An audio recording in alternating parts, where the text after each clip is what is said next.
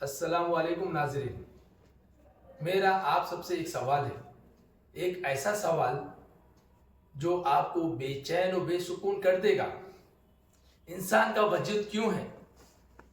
क्या आपने कभी सोचा है रब ने क्यों कायनात बनाई? क्यों इंसानों को जमीन पर भेजा गया? क्यों अशरफुल मखलूक़ात का दर्जा दिया गया जबकि दीगर कई मखलूक़ात मौजूद हैं? जिन्नो शयातीन भी मौजूद है जो हमसे कई गुना ताकतवर है। फिर भी हमें क्यों क़यामत तक जमीन का हकीम बनाया गया? एक बेहतरीन इंसानी सांचे में ढालकर खूबसूरत शक्ल दी, दिमाग दिया, आंख दिया, कान दिया, जबान दी, हाथ पांव दिए, तमाम नेमतों से नवाजा, इल्म और हुनर से नवाजा। आज हम भूल गए हैं। याद करो वो वक्त जब आदम अलैहिस्सलाम की तख्लीक हुई।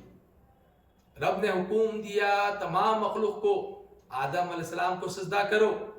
तमाम मखलूक ने सजदा किया सिवाय इब्लिस के। रब ने कहा निकल जा, तू मरदूद है।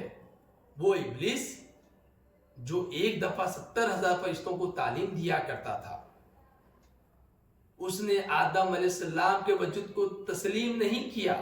उसके एक इनकार ने उसे जन्नत से निकाल दिया।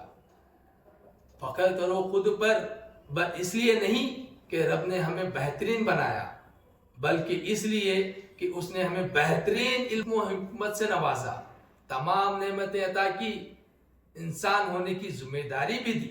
अफसोस, सद अफसोस, आज के जदीद दौर में हम इतना मसरूफ हो गए हैं कि हम अपने वजूद को भूल गए हैं, मकसद हयात को भूल गए हैं, महज सिर्फ मशीन बनकर रह गए हैं। हमारे जज्बात और एहसास खत्म हो रहे हैं।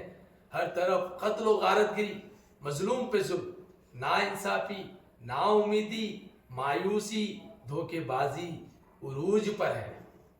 सिर्फ मजलूम पर जुल्म रोकना ही नहीं, बल्कि जालिम को जुल्म करने से रोकना भी है। याद रखो, हर चीज फना होनी है। जमीन और जायदाद छोड़कर जाना है सिर्फ तो हमारे आमाल लेकर जाना है। हमारे मुआशरे में अक्सर ये देखा जा रहा है कि अगर कहीं हादसा पेश आता है तो लोग उसकी मदद करने के बजाय वीडियो निकालने में मसरूफ हो जाते हैं और सोशल मीडिया पर वायरल कर देते हैं। क्या ये हमारी अखलाकी फरीज़ा है? आओ हम सब मिलकर अहद करें, नफरतों को ख़त्म करें, इंसानियत को फैलाएं, मुल्क की तरक्की में हिस्सा अदा करें।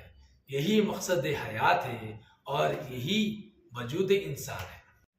सबक फिर से पढ़, सदाकत का, शुजाअत का, अदालत का, लिया जाएगा तुझसे काम, दुनिया की इमामत का। अगर मेरा पैगाम आपको पसंद आए तो दूसरों तक शेयर करना ना भूलें और कमेंट जरूर करें।